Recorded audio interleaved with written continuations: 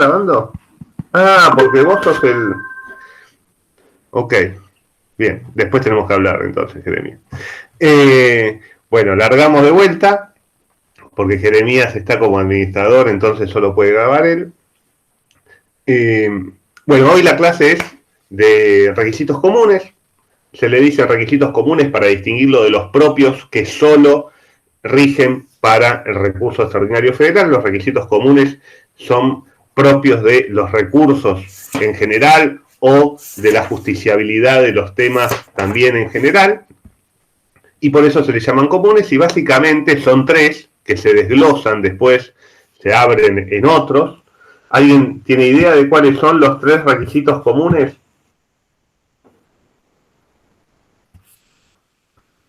De a uno, porque si no, no se puede, ¿vieron? Hay que ordenarse. Sí, Felicita. No, igual no sé, creo que sea como última instancia, que no haya otra instancia para... No, eso es un requisito propio. Está muy bien igual.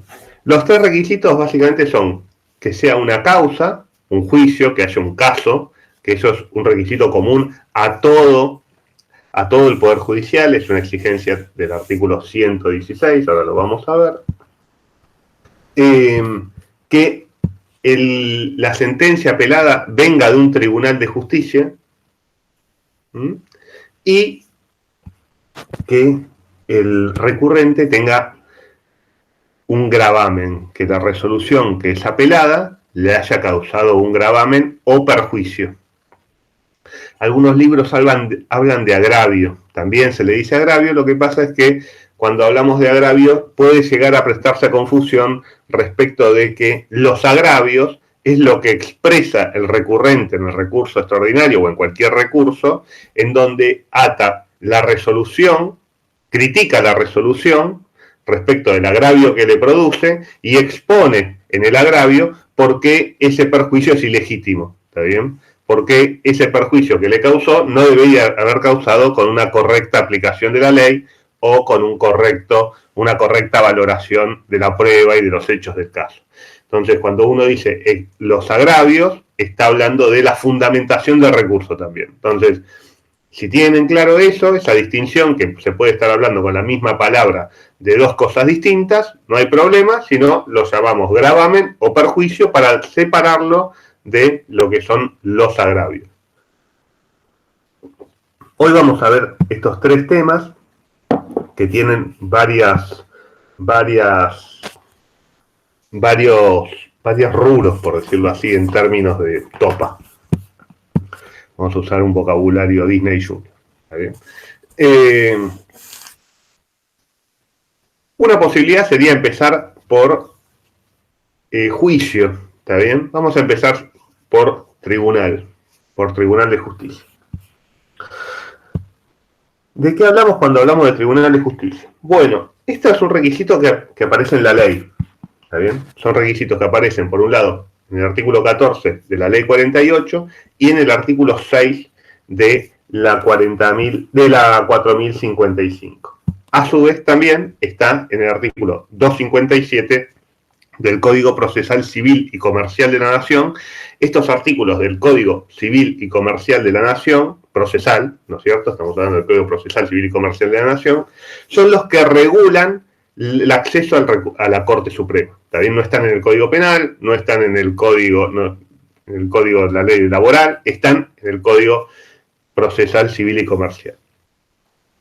¿Qué dicen estos artículos? Vamos a empezar cronológicamente. El artículo 14 de la ley 48 habla de que el recurso debe interponerse contra una decisión de un tribunal superior de provincia o contra la decisión de un juez federal de sección. Y acá es importante para que se entienda, para que ustedes entiendan bien cómo es esta historia del recurso extraordinario federal, que, como habíamos hablado en clases anteriores, el recurso extraordinario federal está pensado originariamente ¿para qué? ¿Se acuerdan para qué estaba pensado originariamente el recurso extraordinario? Sí, para casos de competencia federal únicamente, problemas con las con temas de la provincia y de la constitucionalidad. Bien,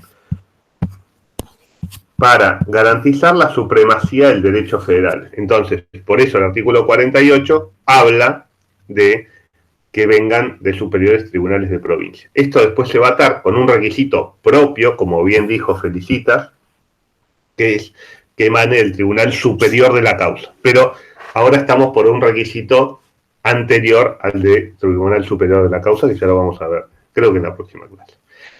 Entonces, Ley 48, Superior Tribunal de la Causa, o jueces federales de sección. ¿Qué eran los jueces federales de sección? Eran los jueces de primera instancia, los jueces federales de primera instancia, que estaban en todas las provincias y en la ciudad de Buenos Aires. Hasta 1902, en donde se sanciona la Ley 4055, la Corte era superior inmediato de todos los jueces federales. ¿Está bien? Con lo cual, por eso la Ley 48 habla de jueces federales de sección.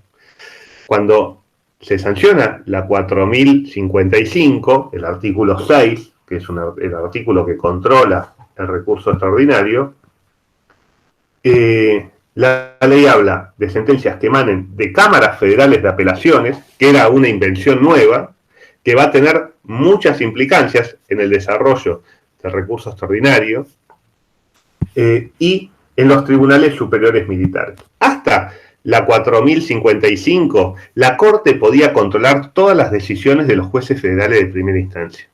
El recurso extraordinario era un recurso casi de apelación, era un recurso de apelación contra la decisión del juez de sección. ¿Está bien? Cuando se crean las cámaras federales, o sea, se crea la segunda instancia, y entonces queda a partir de 1902, primera instancia, segunda instancia, Corte Suprema de Justicia, estos hablamos a nivel federal, está bien, en el fuero federal, la Corte se le expropia todo el poder de controlar las decisiones de jueces de primera instancia, y se pasa esa facultad a la Cámara. Con lo cual, y ahí empieza a funcionar el recurso extraordinario en el sentido de que lo conocemos hoy, ¿está bien? En donde ya la Corte no va a entender en cualquier tema que haya decidido un juez de primera instancia. Ustedes se fijan en la colección de fallos de la Corte, ustedes saben que los fallos de la Corte son recopilados en papel, en una colección que se llama fallos. ¿Ya? Eso lo dimos, entre comillas, con el video que está subido a YouTube, que espero que lo hayan visto. Hay dos videos, uno de cómo buscar y uno de cómo leer un fallo. Si ustedes ven esa colección de fallos hasta 1902, van a ver que la Corte funcionaba como un tribunal de apelación de muchas decisiones de jueces federales de primera instancia. Bueno, con la Ley 4055 eso cambia, se crea el recurso de apelación ante la Cámara Federal. Eso importa sacarle a la Corte el manejo de todos los jueces, o sea, la posibilidad de controlar lo que hacían todos los jueces federales, y oh casualidad, 7 años después de la ley que establece las cámaras, la Corte crea la doctrina de la arbitrariedad de sentencia, que ya lo vamos a tratar, ¿está bien?, más adelante, pero para que ustedes tengan una idea sistémica de por qué aparece la doctrina de arbitrariedad de sentencia, la doctrina de arbitrariedad de sentencia aparece para recuperar el control de lo que la Corte había perdido, que era el control de todas las decisiones. Hasta 1902 podía entender en cualquier tipo de decisión, y a partir de 1902 solo podía entender en las que llegaban por recurso extraordinario contra decisión de la Cámara Federal que correspondía. Para saltarse esos requisitos y poder acceder a cualquier causa, en 1909, en un precedente que se llama Rey contra Rocha, la Corte crea la doctrina de la arbitrariedad de sentencia. ¿Está bien? Digo, para que se entienda también por qué aparecen las cosas. Si no existiera la ley 4055, nunca hubiera existido la arbitrariedad de sentencia, porque no hubiera sido necesaria. No sé si me explico. Bueno, el artículo 6 de la 4055 también no solo habla de Cámara Federal, o sea que veníamos Tribunal Superior de Provincia, jueces de primera instancia federales de la Ley 48 desaparece, aparece en su lugar Cámara Federal, y por último, los tribunales militares, los tribunales superiores militares. Hasta hace unos años existía una jurisdicción militar que hasta la ley 23.049, que se sancionó con el retorno de la democracia en el 10 de diciembre del 83, la jurisdicción militar podía juzgar civiles. De hecho, hay muchos casos en los anales de la Corte respecto de juzgamiento de civiles por tribunales militares. Bueno, esta jurisdicción o esta capacidad de apelar decisiones de tribunales superiores militares ante la Corte Suprema, hoy ya no es un problema por la sanción, primero de la 23.049, que estableció un recurso de apelación de los tribunales superiores militares ante la Cámara Federal, ¿está bien? Ante las cámaras federales, y después fue reformado por un recurso ante una de las salas de la Cámara de Casación Penal, y luego fue totalmente resuelto el problema con la sanción de la ley, bueno, ahora se me fue el número de la ley, que derogó la jurisdicción militar para civiles y también derogó la jurisdicción militar para militares.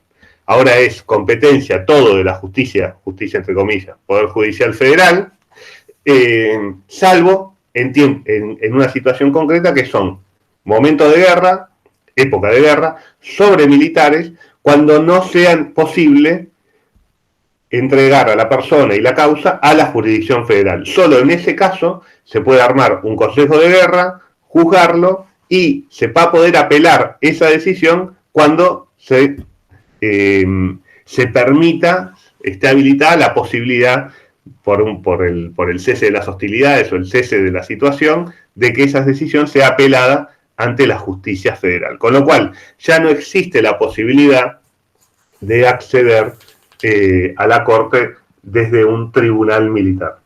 ¿Estoy claro hasta ahora? Con lo cual, la Corte va a entender en casi todos los casos, ahora vamos a ver algunos casos particulares, pero el caso que les va a llegar a ustedes como abogadas y abogadas, normalmente, ustedes van a tener que recurrir a una decisión de un Tribunal Superior de Provincia o de una Cámara Federal. Esa va a ser la situación. En la Ciudad de Buenos Aires, que esto se ve con Tribunal Superior de la Causa, pero lo hablamos, los recursos se dan contra decisiones de la Cámara Nacional. Cámara Nacional de lo Comercial, Cámara Nacional de lo Civil, Cámara Nacional de lo Comercial, Cámara de Casación Nacional. ¿Está bien? Todo este fuero nacional está siendo de a poco transferido a la ciudad y hoy, como vamos a ver cuando veamos Tribunal Superior de la Causa, hay todo un conflicto respecto de cuál es el Tribunal Superior de la Causa. El TSJ, que es el Tribunal Superior de Injusticia de la ciudad, se arroga la facultad de controlar las decisiones de las cámaras nacionales y las cámaras nacionales dicen que eso no es así. Y esa situación está abierta y la vamos a ver en la clase correspondiente. Bien, con lo cual, entonces, parecería no haber mayor problema. Bueno, ¿cómo se identifica un tribunal de justicia? Bueno, la Corte tiene dicho que son los órganos permanentes del Poder Judicial. La palabra permanentes crea algunos problemas interpretativos. Se ha entendido que excluye los organismos temporarios del Poder Judicial, como pueden ser las juntas electorales o alguna situación de árbitro dentro del Poder Judicial. Es rarísima la situación, no se preocupen por eso. Y la ley, el Código Procesal Civil y Comercial, en el artículo 257, prevé, vamos a ponerlo, esperen, esto es un tema, prevé la posibilidad de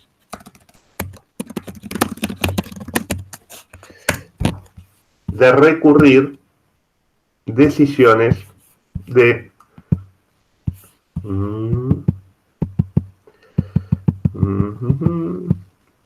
estoy llegando.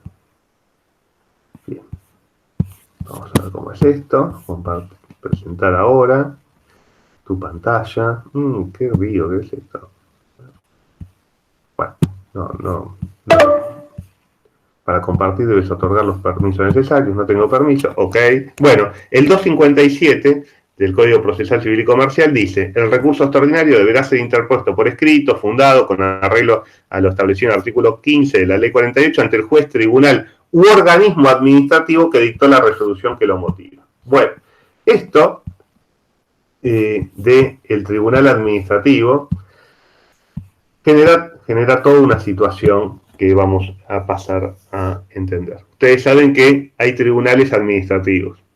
En principio, esto de la jurisdicción administrativa está prohibido por la Constitución, el artículo 109, que prohíbe, vamos a leerlo: en ningún caso el presidente de la Nación puede ejercer funciones judiciales, arrogarse el conocimiento de causas pendientes o restablecer las fenecidas. A pesar de la claridad del artículo 109, existen en el ámbito del Poder Ejecutivo Nacional y de los Poderes Ejecutivos Provinciales un montón de llamados tribunales administrativos, que juzgan faltas, violaciones a las leyes de trabajo, bueno, innumerables tribunales de consumidores, innumerables órganos, oficinas que juzgan situaciones de particulares, entre particulares o de particulares con el Estado. En general son entre particulares y el Estado. Casi no hay, o no debería haber, entre particulares. Bien. Esto era un gran problema hasta un fallo de la década del 60, que ustedes seguramente han visto en administrativo, que se llamaba, ¿cómo se llama el fallo que resuelve el problema de el control judicial sobre las decisiones de los tribunales administrativos?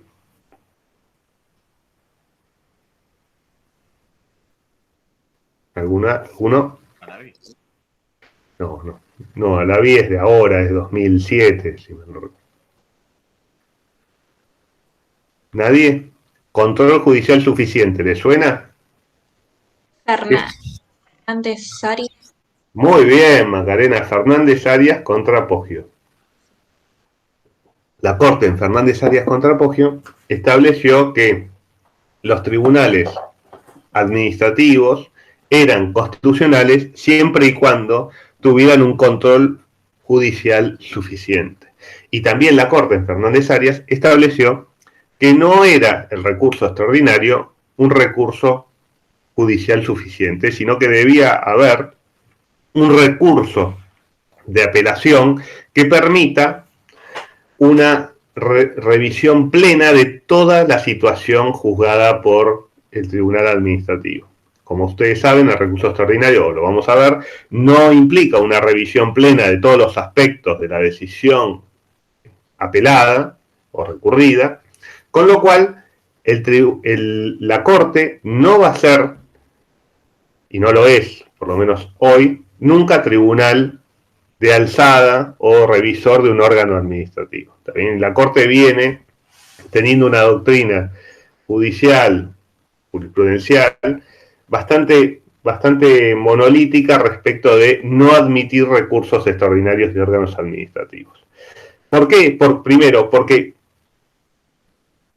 en general todas las normas que regulan procesos administrativos establecen un recurso o una acción judicial ordinaria, ¿está bien?, contra las decisiones de esos entes administrativos. Si no existiera esa prescripción particular, se aplicaría la Ley de Procedimientos Administrativos, la hermosa 19.549, cuyos artículos 23 y 24, si mal no recuerdo, establecen la posibilidad de recurrir o de accionar contra decisiones de la administración, con lo cual no hay, la verdad, decisiones administrativas que no tengan un recurso previsto, pero si se diera la situación, la Corte tiene una válvula de escape que dice, bueno, cuando no hay ninguna posibilidad de revisión por parte de los tribunales inferiores, el recurso extraordinario sería procedente.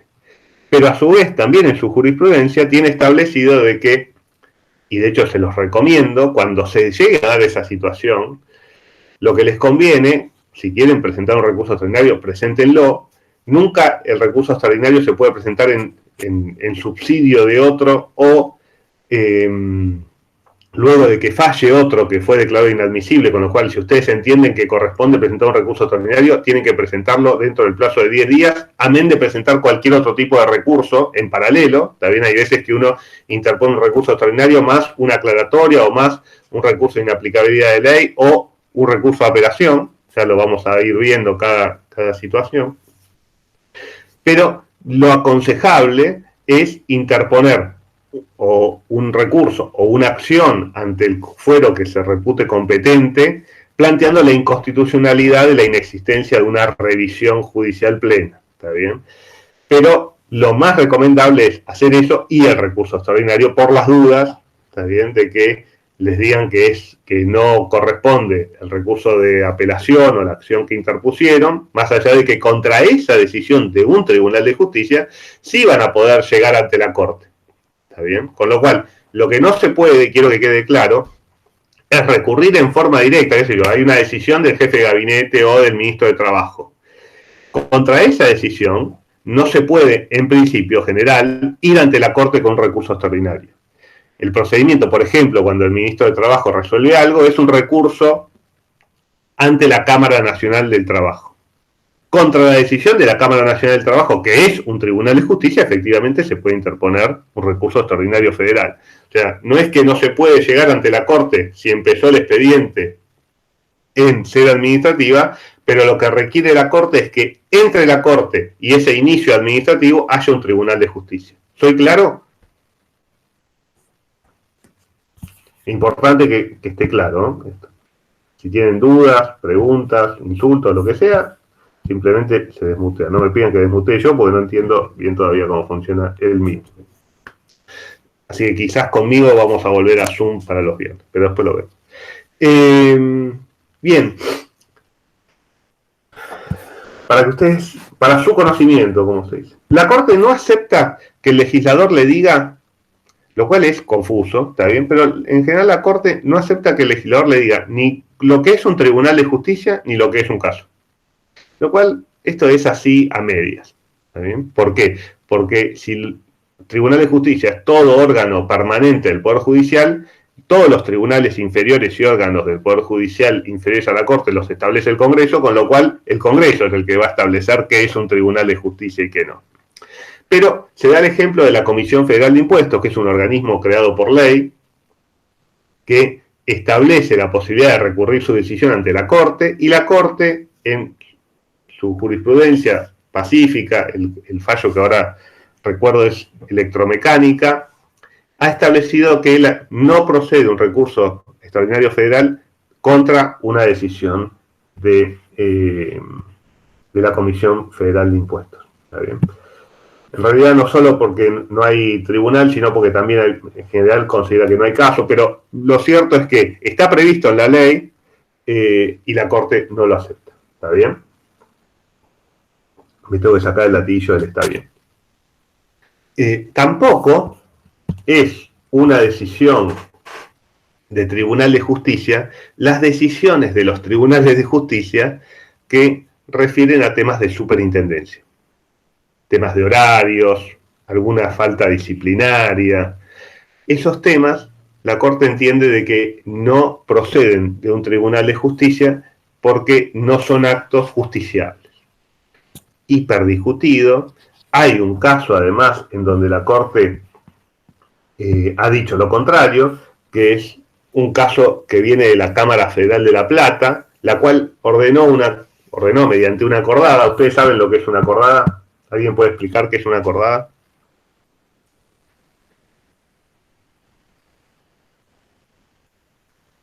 De vuelta de a una, porque si no, de a uno... Como una especie de resolución.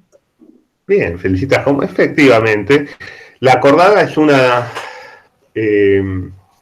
la Corte puede emitir distintos actos, un fallo, una resolución o una acordada. La acordada efectivamente sería como una resolución general, es una norma general que emite la Corte, en donde por acordada, por ejemplo, estableció los requisitos que tiene el recurso extraordinario, cuántas páginas tiene que tener, cuántos reglones, el horario de atención, la legalidad de un gobierno ilegítimo en la acordada del 30. Las acordadas sirven para para no pagar impuestos a las ganancias, sacó una acordada diciendo que interpretaba que el impuesto a las ganancias no se le aplicaba a los jueces. Bueno, son multipropósitos las acordadas, pero en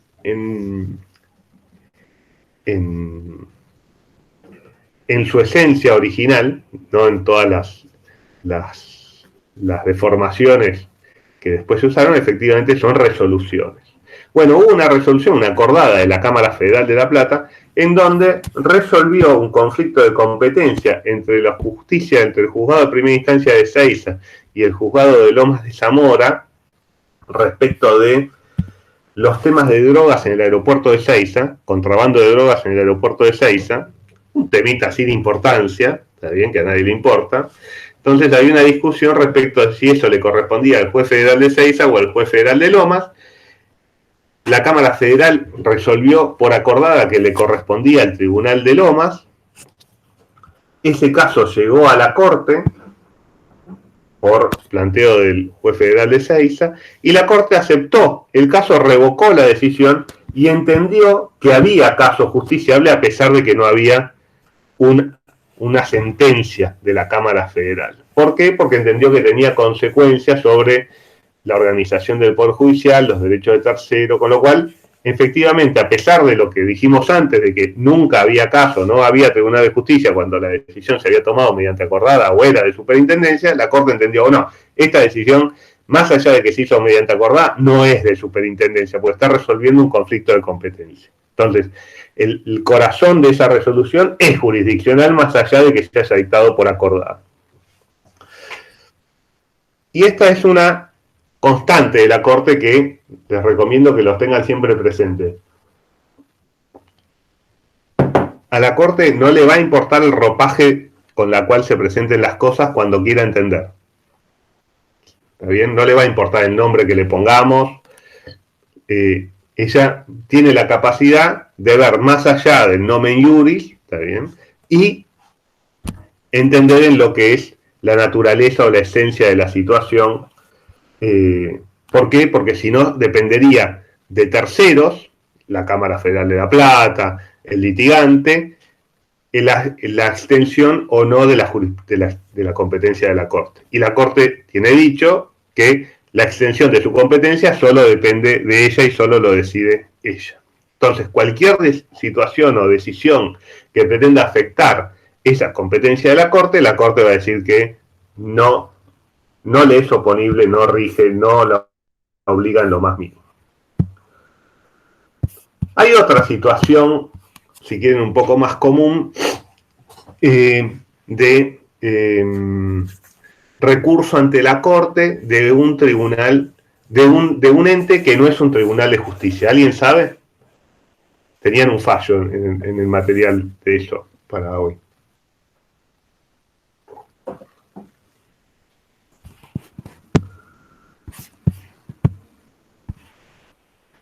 Escucho, ¿no? Yo sé que es temprano. Les juro que apenas pueda ponemos el curso a las 9 de la noche o 6 de la tarde y las invito a todos de vuelta a cursarlo porque quizás no se les pasó alguna cosa. Las decisiones que se toman por parte del Senado o de un jury de enjuiciamiento respecto de la remoción de los jueces federales, provinciales, nacionales. ¿Está bien? Esas decisiones, la Constitución, por ejemplo, respecto al Consejo de la Magistratura, artículo 115 o 114, esperen que lo busco. La Constitución dice que el fallo final que toma un jury de enjuiciamiento o el Senado es irrecurrible. Lo dice la Constitución. O sea, contra el fallo del Senado o del jury no hay ningún tipo de recurso. ¿Por qué? Porque es un juicio de carácter político el que se hace para instituir un juez. No es un juicio en términos judiciales. De hecho, el hecho de que destituyan al juez no implica una atribución de responsabilidad penal o civil contra el juez. Simplemente se limita a removerlo del cargo, bueno, y tiene algunos efectos administrativos, pierde beneficios jubilatorios, etcétera, etcétera. Por eso ustedes habrán visto de que cuando se le inicia un jury a un juez y el juez se ve en aprietos, lo que hace antes de que se dicte sentencia es renunciar para no perder los beneficios jubilatorios. ¿Está bien? Porque si lo destituyen, pierde la jubilación. Y es una mejor jubilación que la de nuestros padres, ¿está bien? Que cobran 19.000 o 20.000 pesos de mínimo. Bueno, la Corte, básicamente el leading case sobre eso se llama Brusa. Ustedes tienen un fallo sobre, no sobre juicio político, sino sobre el rechazo de un pliego a un criminal de lesa humanidad que se llamaba Bussi, que había sido el jefe de la represión en Tucumán durante la última dictadura militar, responsable de miles de muertes y desapariciones en Tucumán, judicialmente condenado por algunos casos. Fue elegido diputado por la provincia de Tucumán y el Congreso no le aceptó el juramento, entendiendo que carecía de idoneidad moral para ser diputado de la nación en un sistema democrático. Bueno, pero ahora vamos a ir al caso Bussi porque lo tienen, pero nos va a interesar en otro punto. Pero esa decisión que había sido tomada, la había tomado la Cámara de Diputados. En Brusa, cuando se destituye a un juez, tampoco la había tomado un tribunal de justicia. Entonces, lo que particularmente en el tema, no de Bussi, sino en el caso de remoción de magistrados, la Corte lo que va a decir es que, amén de que no venga de un tribunal de justicia, y amén de que la Constitución establece que el fallo es irrecurrible, en virtud de la aplicación del artículo 8 y del artículo 25 de la Convención Americana, la Corte tiene la obligación de revisar que en el juicio político se haya garantizado el debido proceso objetivo. ¿Está bien? O sea, el derecho de defensa del destituido. No va a controlar la decisión final, sino que lo que va a controlar es si se cumplieron los pasos, si se cumplieron las garantías procesales para destituirlo. ¿Por qué? Porque la Corte entiende que, amén de que es político, es un juicio.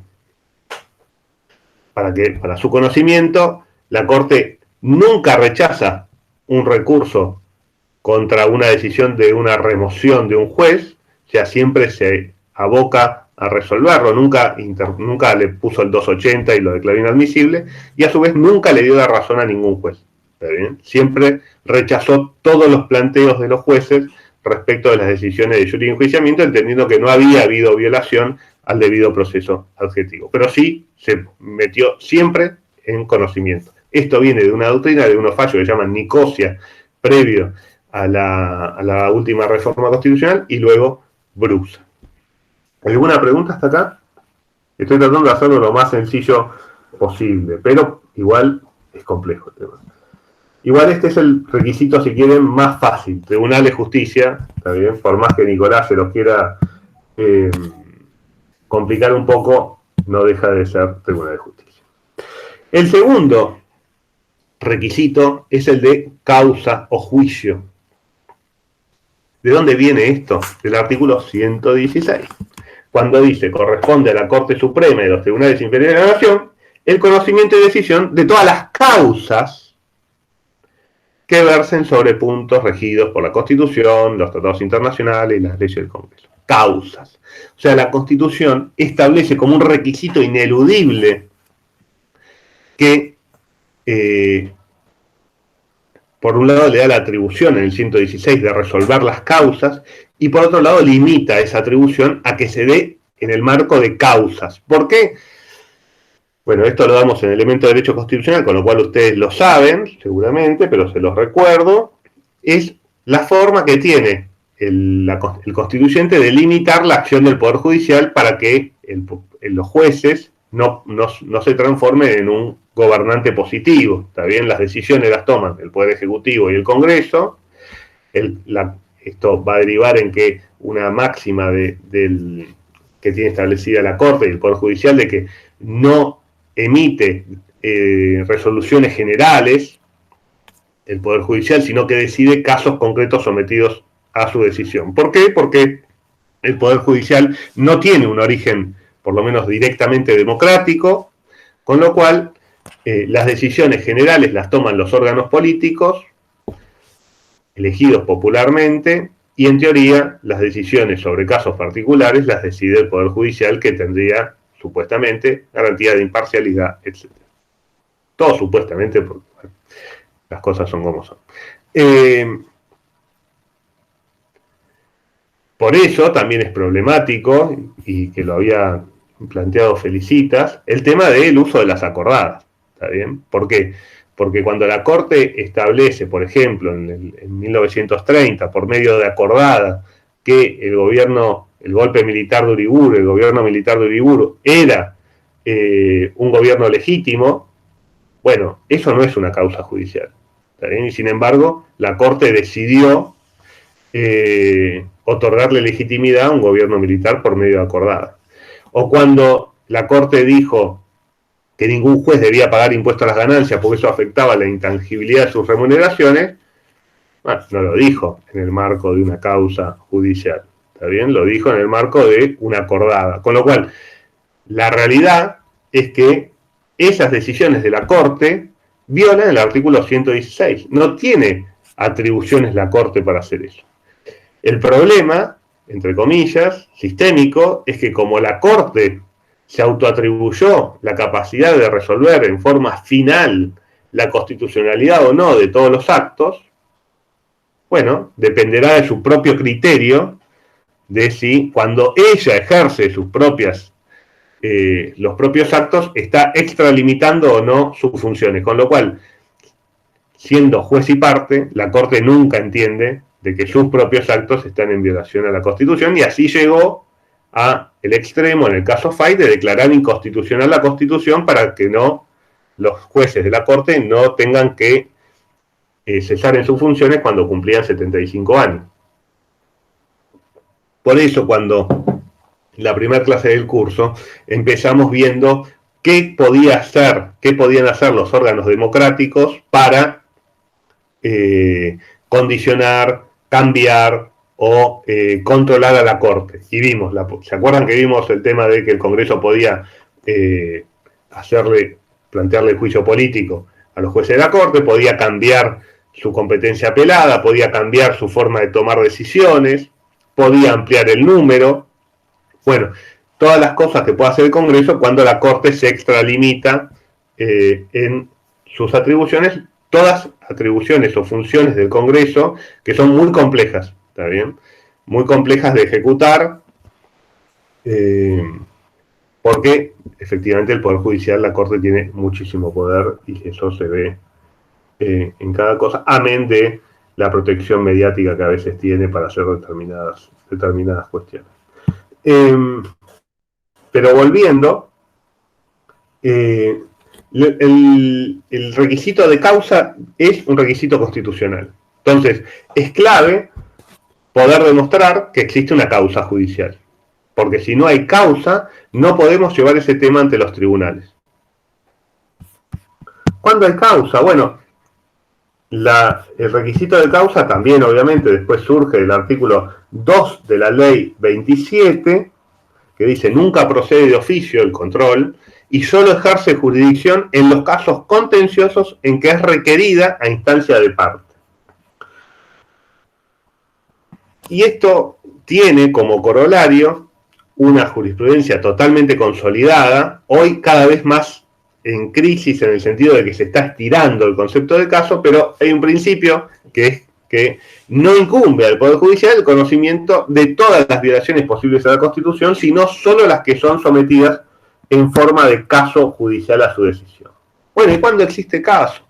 La definición clásica de caso es cuando hay un conflicto entre partes que se contradicen a sí mismas, cada una, no a sí mismas, ¿está bien? Un conflicto entre partes que afirman y contradicen respectivamente las pretensiones de cada una. Pretensiones que a su vez son concretas, que son actuales, o sea que impactan o le generan un perjuicio o un beneficio a cada una de las partes hoy, que son actuales, que le generan un perjuicio o un beneficio al momento de fallar y al momento de plantearlos, y que requieren una decisión de un tercero, en este caso del Poder Judicial, respecto de quién de los dos tiene razón.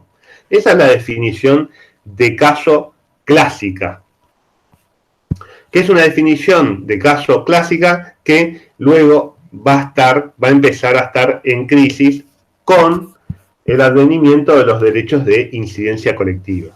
¿Está bien? Pero ahora vamos a llegar a eso.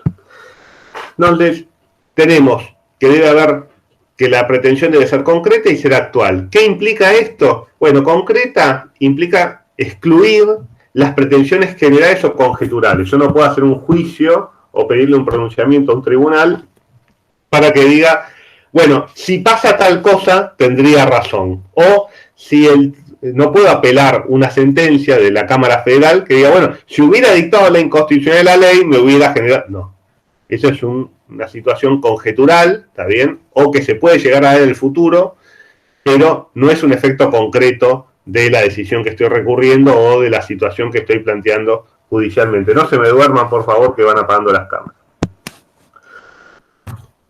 Y actual excluye todas las pretensiones que no son de interés de las partes y se vincula con el principio o el requisito próximo que vamos a ver de gravamen, ¿está bien? El gravamen tiene, que es el interés que yo tengo en obtener una resolución de la Corte o en obtener una decisión de un juez, tiene que ser actual, o sea, no tiene que haber pasado ya. Por ejemplo, si estoy reclamando que me paguen una deuda y me la pagaron, el interés ya no es actual, ¿tá? Se superó el agravio que tenía, con lo cual el caso ha devenido, entre comillas, o el término es abstracto, o es inoficiosa la decisión. ¿Por qué es inoficiosa? Porque ya no tiene interés.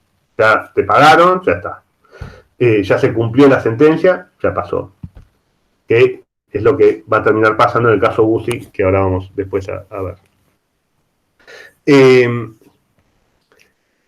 Ojo con un punto que yo en la definición dije que había partes que afirmaban y se contradecían, o sea, esa es una definición de caso contencioso, pero no únicamente en casos contenciosos interviene el Poder Judicial. Y ojo que este requisito de caso, por eso es un requisito común, es un requisito para que ustedes interpongan una demanda ante un juez de paz de provincia, ¿está bien? No es un requisito especial de recurso extraordinario, por eso estamos hablándolo en los requisitos comunes.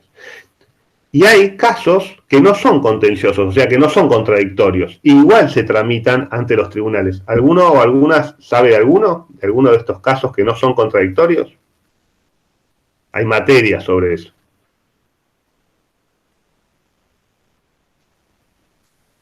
Sucesiones. Muy bien. ¿Quién dijo sucesiones? Yo acá. Muy bien. Tiene cara de dormir.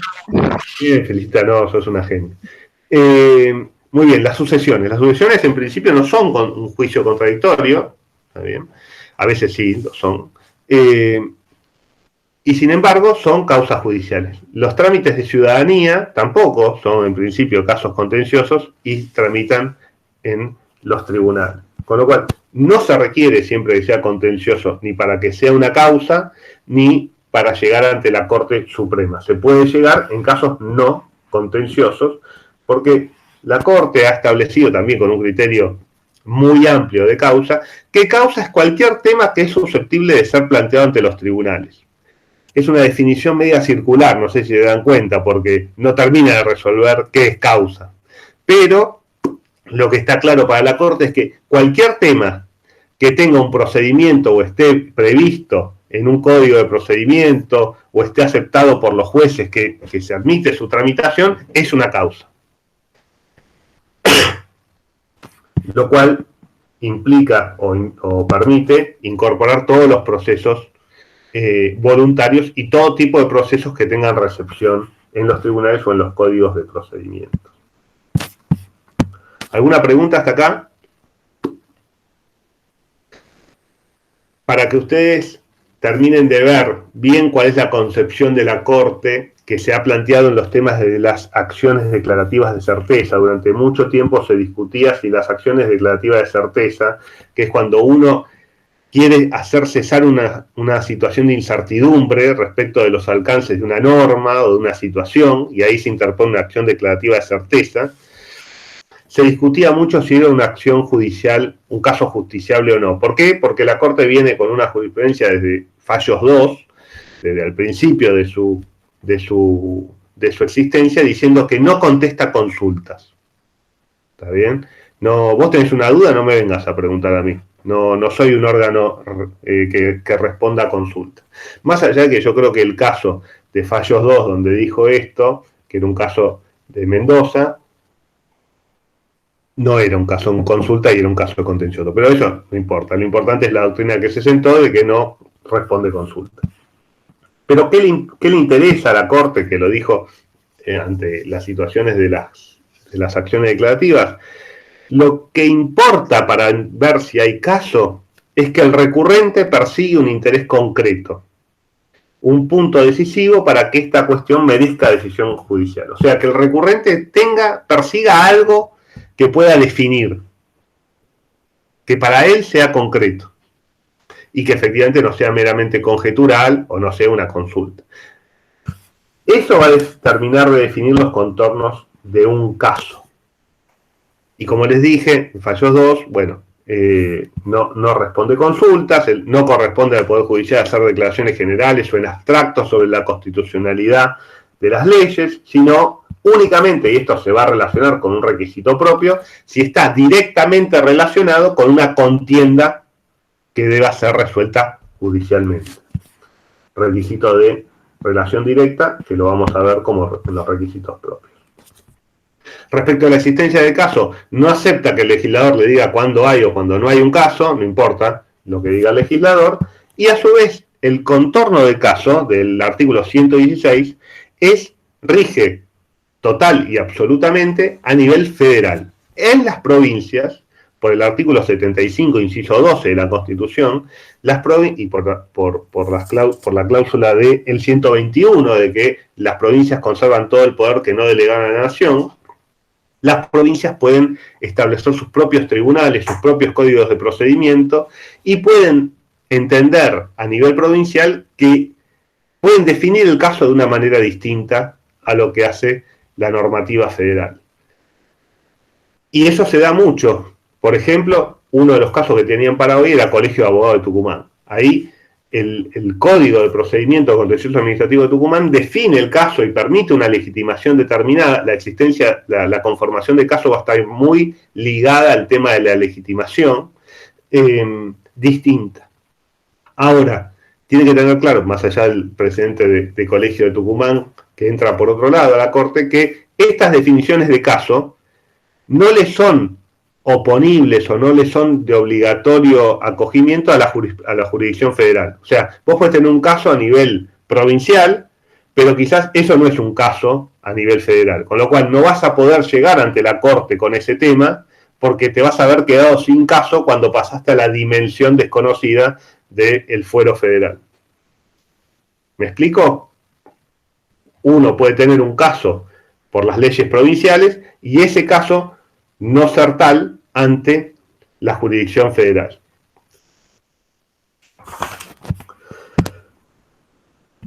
Bien. ¿Alguna duda respecto del caso?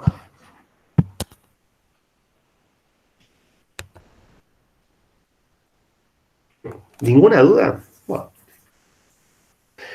A ver. Perdón, Sí. si entendí bien, una vez que pase de la justicia provincial a la justicia federal, el caso puede no ser el mismo, porque la norma no va a ser igual, básicamente. Sí, está bien. Lo que yo implico es, por ejemplo, en la ciudad de Buenos Aires, para poner los ejemplos se explican mejor. La Constitución de la ciudad crea una acción de inconstitucionalidad.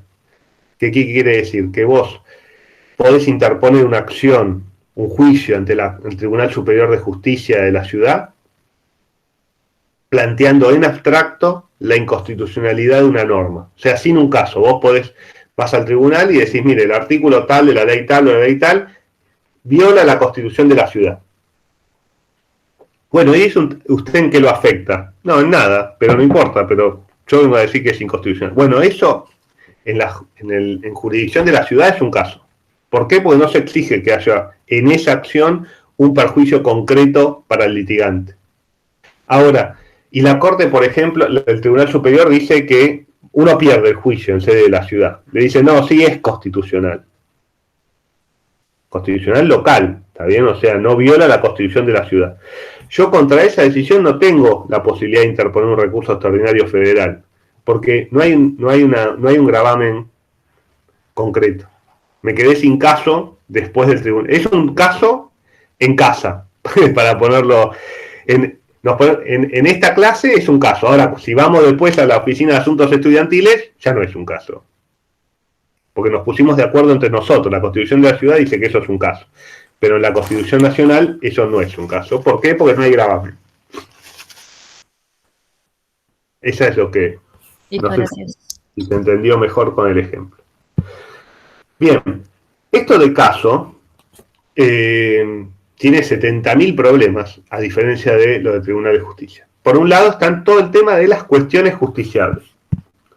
Cuando un tema es susceptible de ser presentado ante un juez. Y acá entra un temita que quizás lo vieron, ahora cada vez se ve menos, que son las cuestiones políticas no justiciables, por ejemplo. Hay temas que no pueden ser objeto de decisión de tribunales. Bueno, esa doctrina de las cuestiones no justiciables, políticas no justiciables, que vienen, además tiene un leading case viejísimo, Cuyen contra Llerena, no sé si se acuerdan de una intervención federal en Santa Fe. Bueno, hay algunos aspectos de las decisiones que toman los determinados poderes que no son justiciables. Por ejemplo, la declaración de guerra, si el presidente decide una amnistía, lo que es el ejercicio de atribuciones privativas y propias de los otros poderes. Esto cada vez está más en crisis, porque cada vez se consideran que hay menos cuestiones no justiciables o que las originales cuestiones no justiciables son justiciables. ¿Por qué? Porque causan algún gravamen o porque se expresan en términos jurídicos, ¿está bien? Y la Constitución le impone algunos límites. Y esto tiene algunos fallos relevantes que quizás ustedes vieron, como por ejemplo el fallo Granada del año 85, en donde se controló la declaración de estado de sitio, y la Corte empezó a entender que era un tema súper privativo de los poderes políticos, y la Corte, bueno, dijo, bueno, pero a ver, vamos a hacer un control, algún tipo de control respecto de esto. No es una clase de estado de sitio, podemos hablar bastante porque me gusta el tema y he escrito sobre el tema, pero quizás un fallo que sí tienen más presente es el caso Berroqui, que quizás lo vieron en constitucional o en administrativo respecto de DNU. Bueno, ahí la Corte empezó a decir, bueno, a ver, pero están dadas las condiciones, están dados los requisitos que dice la Constitución para que se pueda dictar un DNU. Bueno, la Corte viene, y el Poder Judicial viene, avanzando respecto de controlar actos que hasta ahora eran privativos. Una de las herramientas para eso es analizar si están dadas las condiciones habilitantes para ejercer esa competencia. ¿Está bien?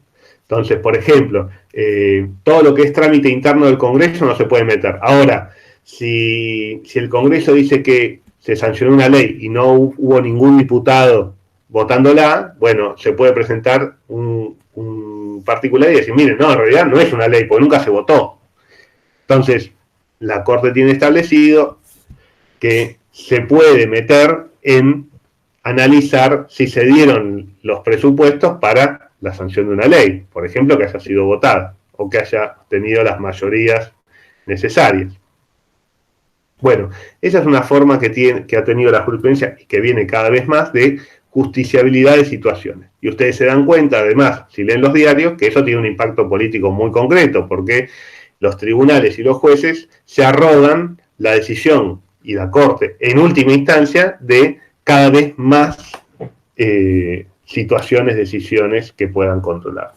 Hubo un caso, de hecho, el año pasado, bastante conocido, que salió en los diarios, que fue Cristina Fernández de Kirchner, presidenta del Senado, que le hizo una consulta a la Corte respecto del funcionamiento remoto o no del Senado. No lo dimos para que no nos puteen, pero después se lo subo si quieren el fallo. en donde justamente la atribución de funcionar en forma remota o no es un tema interno del Congreso.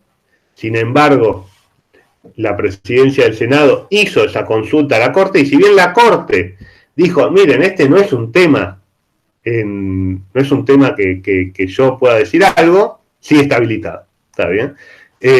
Con lo cual se le dio pie al Poder Judicial para que te habilite, aunque diga que no es necesario, que no lo pueda hacer.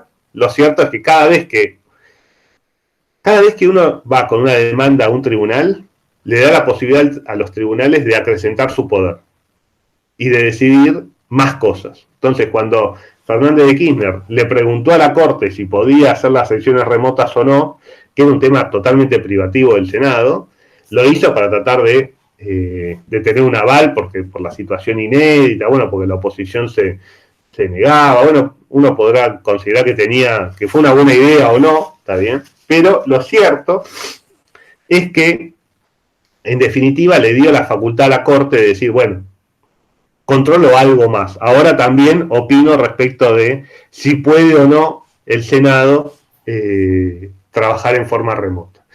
Que en puridad al Senado no le conviene hacerle esa pregunta a la Corte. Es como cuando uno tiene una duda y le pregunta a su madre o a su padre, bueno, le da, no sé, ¿qué te parece? No sé, empezar a salir con alguien, ¿qué te parece mi pareja? Y bueno, vos abriste la puerta de que opinen sobre tu pareja, ¿está bien? Con lo cual no suele ser muy aconsejable.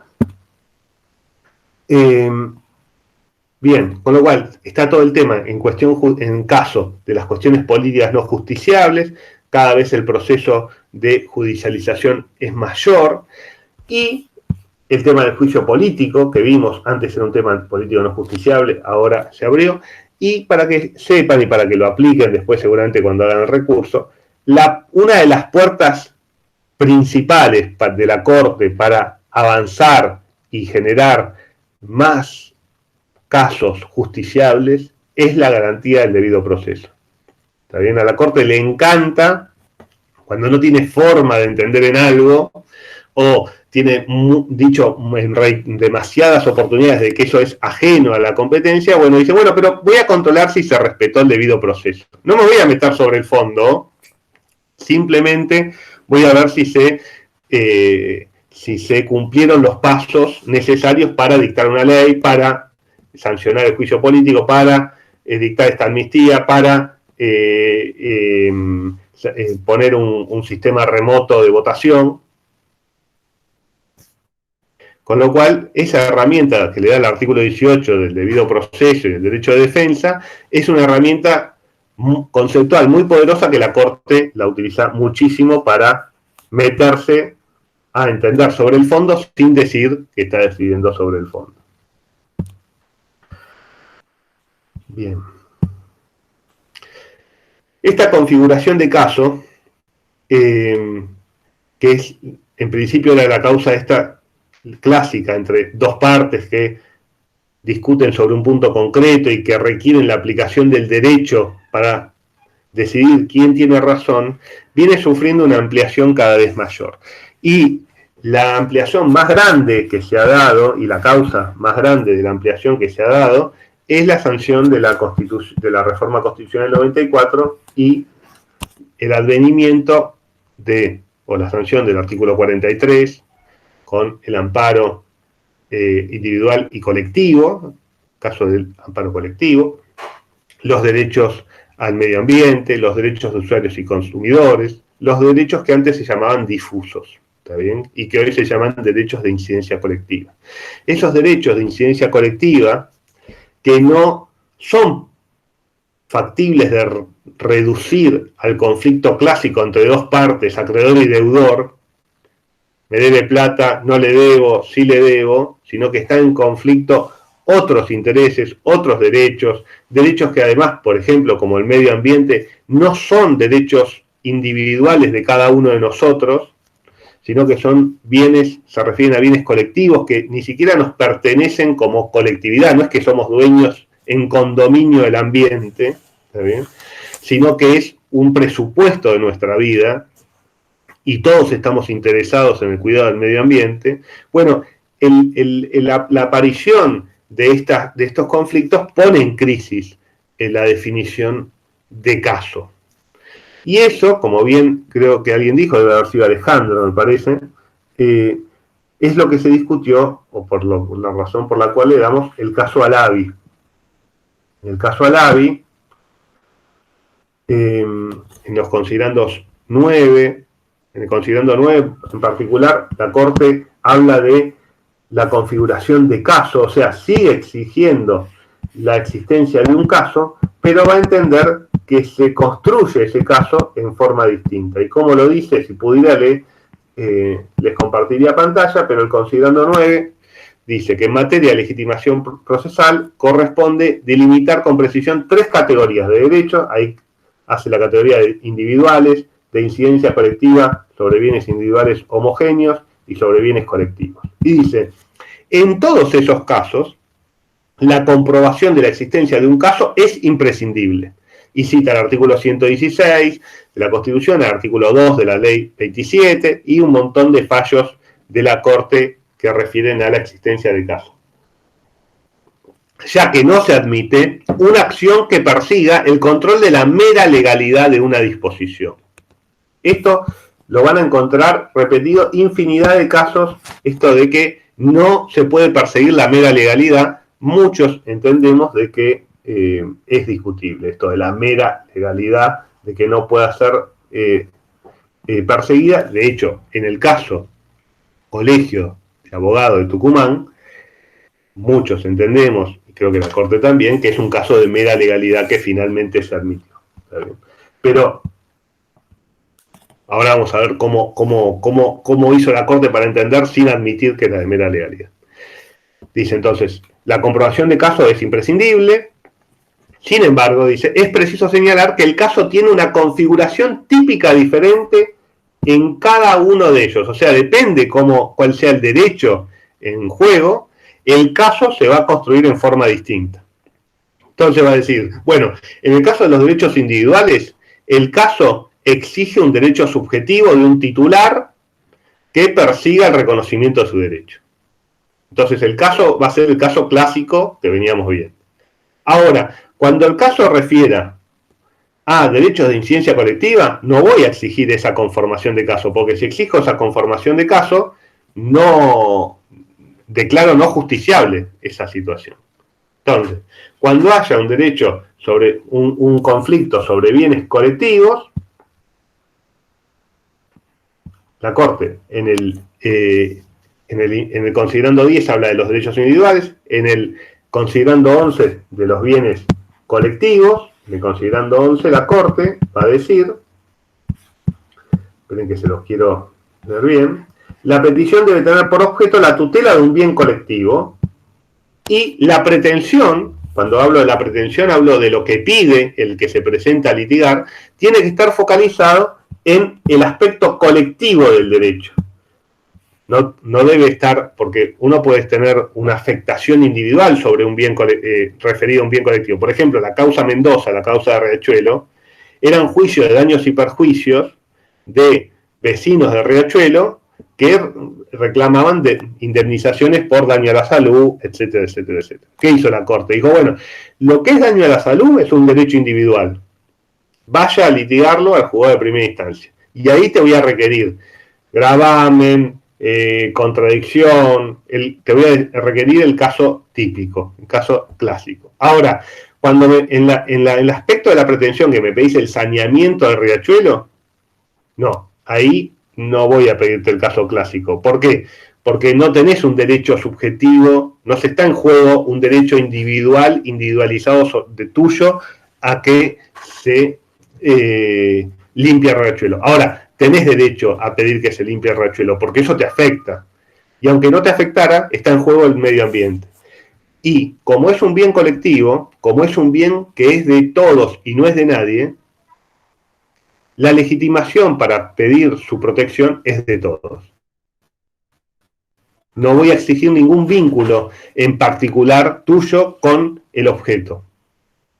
¿Y por qué hace esto? porque el constituyente y el legislador quiere darle una protección mayor a esos bienes colectivos. Quiere permitir, como le preocupa mucho, va a ampliar la legitimación, va a permitir que cualquiera se presente en defensa de esos derechos. Y entonces eso va a transformar la conformación de caso. En cambio, respecto de los temas patrimoniales, de si me deben plata o no me deben plata, el legislador dice, bueno, eso le corresponde a cada uno. Si a vos te deben plata, reclamalo vos, pero no puede venir Nicolás a reclamar la deuda que le deben a Felicitas, porque eso le importa a Felicitas, no le importa a Nicolás. No tiene interés en eso. Ahora, por eso la acción es igual, está proporcionalmente o está vinculada íntimamente al interés.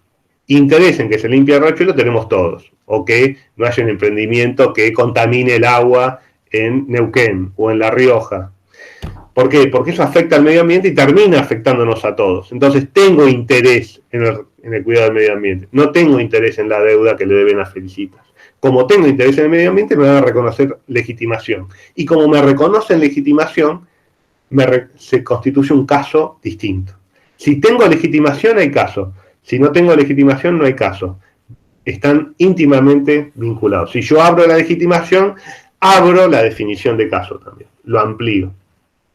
Y respecto a los derechos individuales homogéneos, que es el caso de Alavi, es la categoría de derechos que está en juego en Alavi, también va a decir, bueno, si usted tiene, es un derecho individual suyo, en el caso de Alavi, la intimidad en las comunicaciones. Bueno, pero tiene un aspecto social.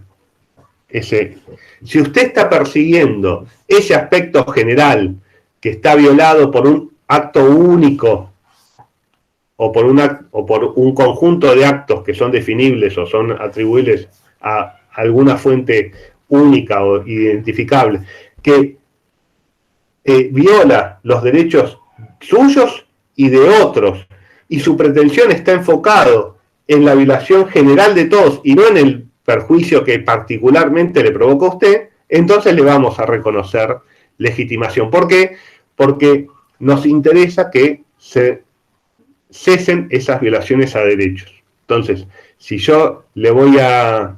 El caso típico es los celulares, ¿está bien? También, que te cobran 10 pesos más o 5 centavos más por el seguro de la cartera, nunca usate cartera, y nadie va a litigar por un peso, nadie va a contratar a un abogado para hacerle un juicio a una empresa por un peso. Entonces, pero hay una violación de un derecho y hay un interés en proteger a los consumidores y usuarios. Entonces le voy a permitir a cualquier consumidor usuario iniciar la acción, voy a ampliar la legitimación, le voy a permitir a los ONG que se encargan de eso de que litiguen, le voy a permitir al defensor del pueblo que lo haga, y eso destruye, tal como lo conocemos, la concepción original clásica de caso. Con lo cual, la definición de caso, y esto es lo que me interesa que tengan la cabeza abierta, no está limitada a la definición clásica, sino que esa conformación del caso, que sigue siendo necesario que exista caso,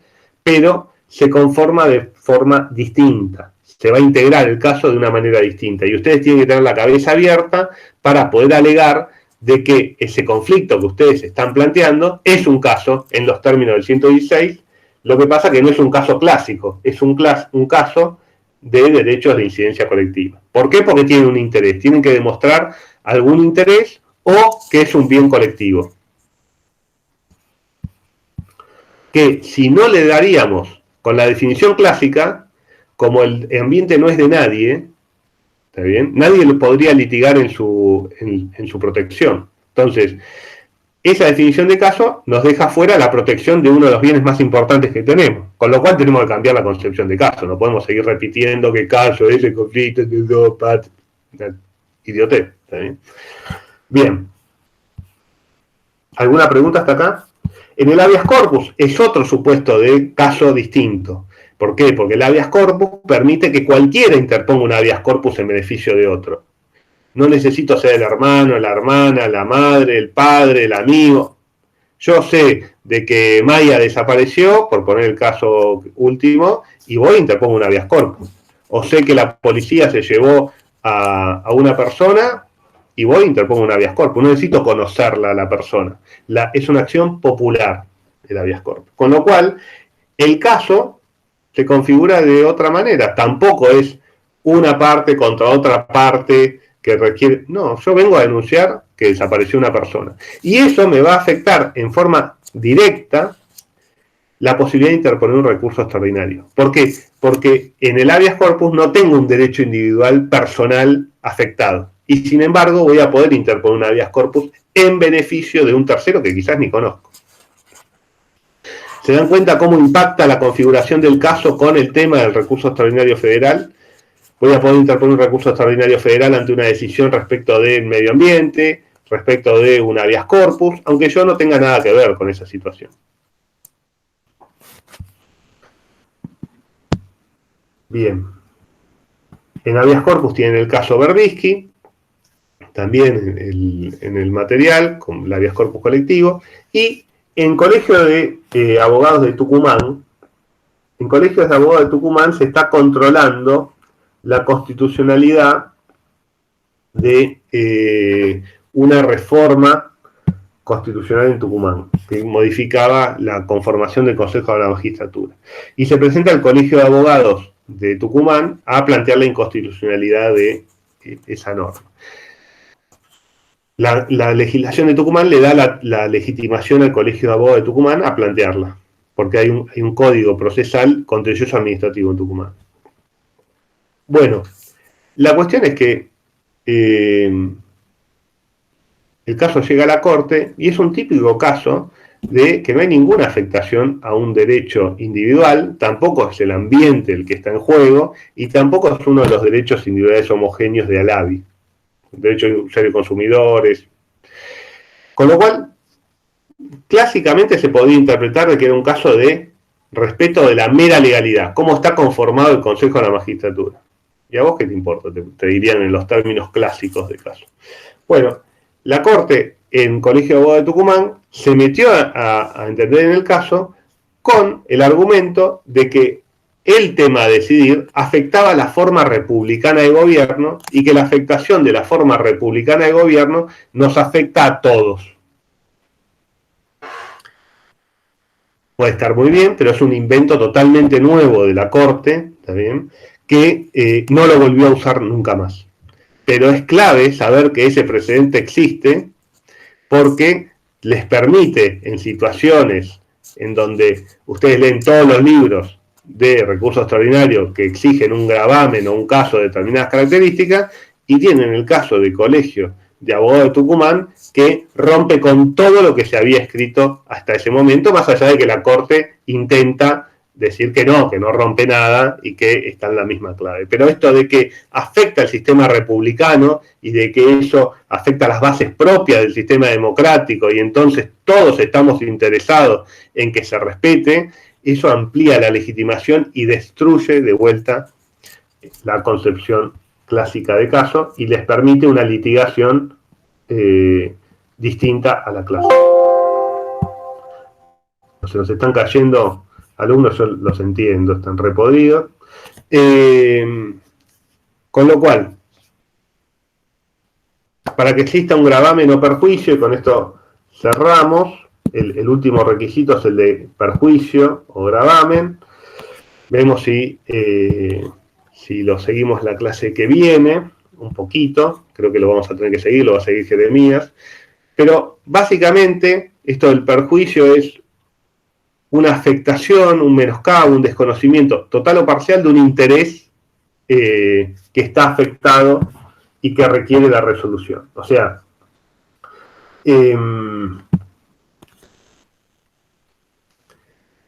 la decisión objeto de recurso extraordinario debe causar un perjuicio. Depende cómo se conforme el caso, el tipo de perjuicio. Si es un caso clásico, el perjuicio va a tener que ser individual y personal. Si es un caso de incidencia colectiva, el perjuicio no va a requerir que sea personal. Sí va a requerir que sea concreto y que ese perjuicio lo cause la decisión. También, por ejemplo, la decisión permite un emprendimiento de mega minería a cielo abierto. Bueno, el perjuicio está en que la utilización de cianuro, digo por decir, afecta al medio ambiente y puede contaminar el agua o contamina el agua. Entonces, el gravamen va a estar ahí, no es un gravamen personal, pero es un gravamen concreto. Si se queda firme la decisión, se va a permitir la afectación del medio ambiente. Con lo cual voy a poder demostrar, en un caso de bienes colectivos, la existencia de gravamen o perjuicio. ¿Puedo hacer una consulta? Sí, por favor. Por ejemplo, en el fallo del ortondo, Sí. ahí sería un gravamen individual, Ahí hay un gravamen individual, exactamente, Felicita. pero Sí. se elevó a la corte. Por supuesto, es el caso clásico que llega a la corte, el caso individual. Al ortondo le expropian la propiedad para construir la Avenida de Mayo y el ortondo dice no me pueden expropiar mi propiedad para construir la Avenida de Mayo porque están expropiando más de lo que es necesario para construir la avenida. Y entonces ahí, ¿cuál sería el perjuicio? Felicita, está buena la pregunta. Que le estaban tomando un territorio a esa persona que no era necesario. Se le afecta a su propiedad. Sí. Tenía propiedad a su inmueble, a un inmueble, y la expropiación se lo quita. Con lo cual ahí tenés el perjuicio concreto, individualizado, y la existencia de un caso en términos clásicos. ¿Está bien? El ortondo que dice que tiene derecho a seguir en propiedad de su inmueble, la ciudad de Buenos Aires que dice no tiene derecho, y eso requiere una decisión por parte de un tribunal. Ese es el caso clásico. La heterodoxia, lo nuevo, es Alavi, Colegio de Abogados de Tucumán, que en donde en Colegio de Abogados de Tucumán no es que los abogados les querían expropiar el Colegio de Abogados, era que cambiaba la conformación del Consejo de la Magistratura. Entonces, ahí no había un gravamen concreto, individualizado. Sí concreto, perdón, no personal. Concreto sí porque lo vincularon, y es la tarea de nosotros, los abogados, vincular las situaciones que motivan nuestra litigación con gravámenes que nosotros podamos concretar y expresar que son concretos referidos a el caso que estamos presentando. Si nosotros no podemos demostrar que hay un gravamen concreto, puede no ser personal, pero sí tiene que ser concreto, no tiene que ser conjetural. Bueno, eso puede generar un perjuicio del ambiente. No. ¿Lo genera o no lo genera? Sí, lo genera, listo. Entonces usted tiene un gravamen. Te puede litigar. Ahora, quizás si hacen eso, quizás en unos años el medio ambiente se vea perjudicado. No, bueno, entonces su gravamen es meramente conjetural. Entonces no hay gravamen, con lo cual no tiene un caso. Todo impacta en todo, ¿está bien? ¿Por qué? Porque si no tengo un caso no puedo ir a un tribunal de justicia. Si no tengo legitimación no tengo un caso. Entonces, en algún punto, todos los requisitos comunes después con los propios se interrelacionan y se tienen que dar absolutamente todos, y la inexistencia de uno te afecta en otro. Si no tenés caso, no tenés legitimación. Si no tenés interés, no tenés caso. Si no tenés gravamen, no tenés caso. El tema es cómo se construye ese gravamen. Y se construye en forma distinta, depende del derecho que esté en juego. Si es un derecho individual, se construye de una manera. Si es un derecho individual sobre bienes homogéneos, es de otra. Y si es sobre un bien colectivo, es de otra forma. Tanto la construcción del gravamen, todo parte del gravamen. ¿Por qué es parte del gravamen? Porque todo parte del interés. Si hay interés, hay acción y hay legitimación. Si no hay interés, no hay acción ni hay legitimación. Y la Corte también tiene dicho en Siri, Cot, Alavi, etcétera, que donde haya una violación a un derecho, hay un remedio judicial que debe ser ejercido, y los tribunales deben entender en remediar la situación de violación. Con lo cual, así como Evita decía, donde hay una necesidad hay un derecho, donde hay un interés hay una acción. Donde hay un gravamen va a haber un caso. Y donde hay un caso, eso exige que los tribunales se metan a decidir ese caso. ¿Por qué? Porque es obligación de los tribunales hacer cesar las violaciones de derechos que causan perjuicio. Si no causa perjuicio, no tengo interés. Si a Kiara le deben 1.000 pesos, yo no tengo interés en que los cobre. Más allá de que la quiera mucho a Kiara y que me parezca injusta la situación y que sé que los necesita, la que tiene el interés de cobrarlo es ella.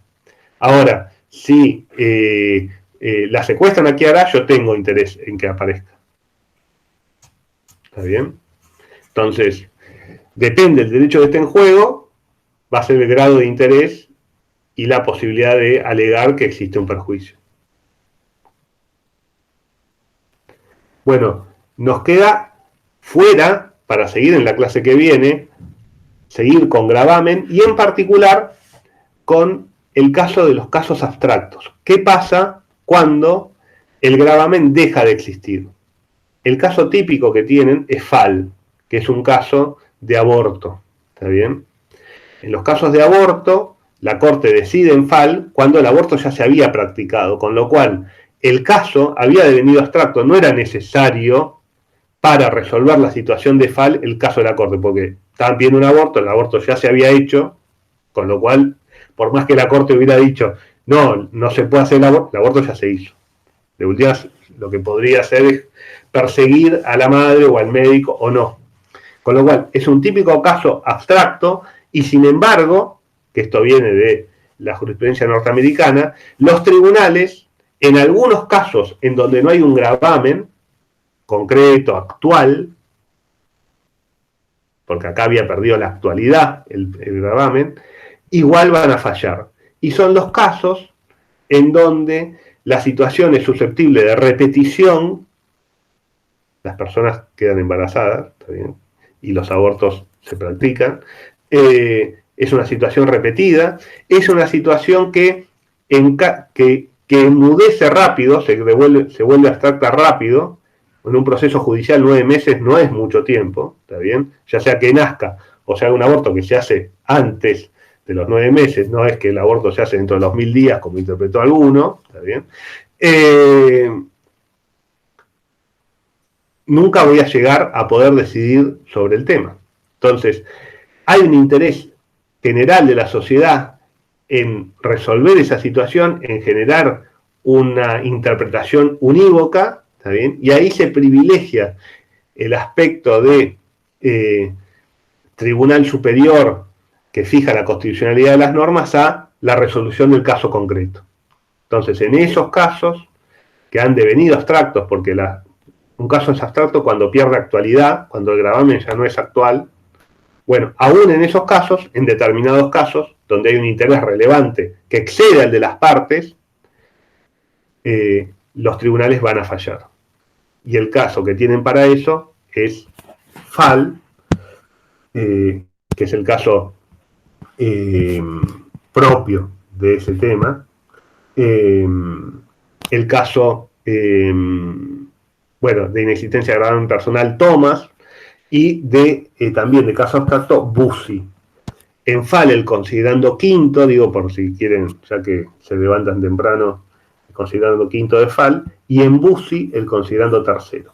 Si les parece, cortamos acá, cerramos la clase que viene con Bussi y con FAL, estos dos considerandos, y avanzamos, Jeremías va a avanzar, con lo que son los requisitos propios del recurso extraordinario. Yo le doy las gracias por aguantarnos, disculpen la extensión, que nos excedimos 6 minutos de la clase.